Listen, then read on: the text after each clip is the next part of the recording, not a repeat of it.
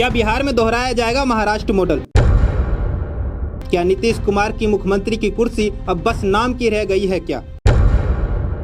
क्या भारतीय जनता पार्टी अपने दम पर सत्ता की चाबी छीनने की तैयारी में है क्या?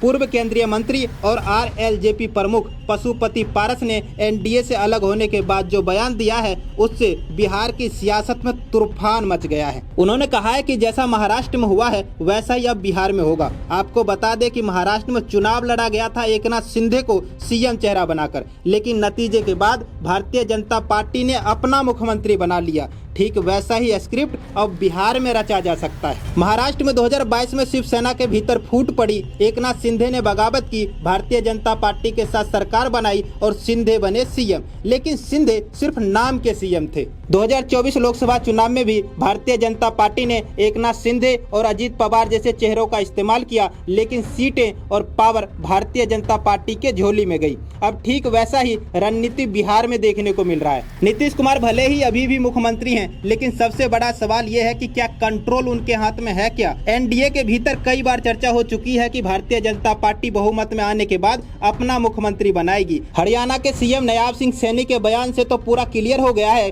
कि जैसे ही भारतीय जनता पार्टी की पूर्ण बहुमत आएगी नीतीश कुमार को खिसका दिया जाएगा। वहीं नीतीश कुमार के बेटे निशांत कुमार का कहना है कि अगली सरकार में भी भारतीय जनता पार्टी की बहुमत आने के बाद भी सीएम नीतीश कुमार ही बनेंगे। पर राजनीति में भरोसा, बयान और भविष्य ये तीनों ही बहुत जल्द बदलते हैं। बिहार की जनता से अनुरोध है कि जो 2010 में बहुमत दिया उससे भी ज्यादा दें। चुनाव के बाद नीतीश कुमार मुख्यमंत्री नहीं बनेंगे जी, विपक्ष के लोग कह रहे हैं कि चुनाव के बाद नीतीश कुमार को मुख्यमंत्री भाजपा नहीं बनाएगी। क्यों नहीं बनाएगी? अभी अमित अंकल बोल के गए हैं कि सीएम बनेंगे पिताजी। सम्राट चौधरी कह रहे हैं कि 15-15 साल तक हमारे नेता हैं, तो फिर कोई सवाल ही नहीं उठता है। साफ साफ है वो सीएम। पशुपति पारस की नाराजगी भी छोटी बात नहीं है। उनका कहना है कि उनके पास 5 सांसद थे, लेकिन किसी को भी टिकट नहीं मिला, फिर भी उन्होंने एनडीए का साथ दिया और उनके साथ काम किया। अब जब सम्मान नहीं मिला तो उन्होंने एनडीए छोड़ दिया और साथ ही बीजेपी की रणनीति की पूरी पोल खोल दी। निश्चित रूप से एनडीए गठबंधन को परास्त करने के लिए इंडिया गठबंधन को मजबूत करना होगा और जितना भी छोटा छोटा दल है, छोटी छोटी जातियां हैं, सबको मिला करके एक बड़ा गठबंधन बना करके पूरे बिहार में, बिहार के जो मतदाता है वो बदलाव के मूड में है।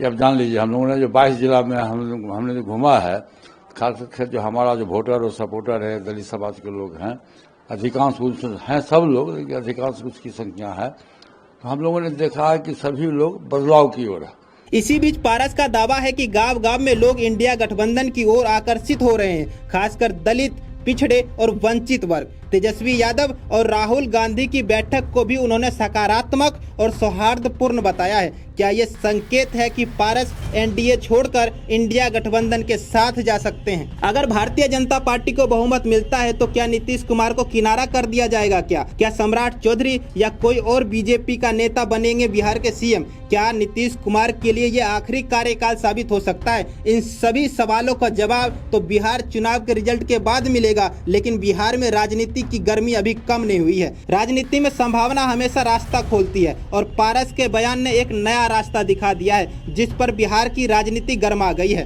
तो क्या वाकई में महाराष्ट्र मॉडल लागू हो सकता है बिहार में? क्या नीतीश सिर्फ एक टेम्परेरी सीएम है जिसका इस्तेमाल सिर्फ चुनाव तक भारतीय जनता पार्टी कर रही है? आपको क्या लगता है, सीएम नीतीश कुमार की कुर्सी बचेगी या भारतीय जनता पार्टी अंदर ही अंदर चाल चल रही है, जैसे ही बहुमत मिलेगी नीतीश कुमार को खिसका दिया जाएगा? अपनी राय कमेंट बॉक्स में जरूर दें और ऐसे ही तमाम खबरों के लिए देखते रहिए चेतना मंच। बहुत बहुत धन्यवाद।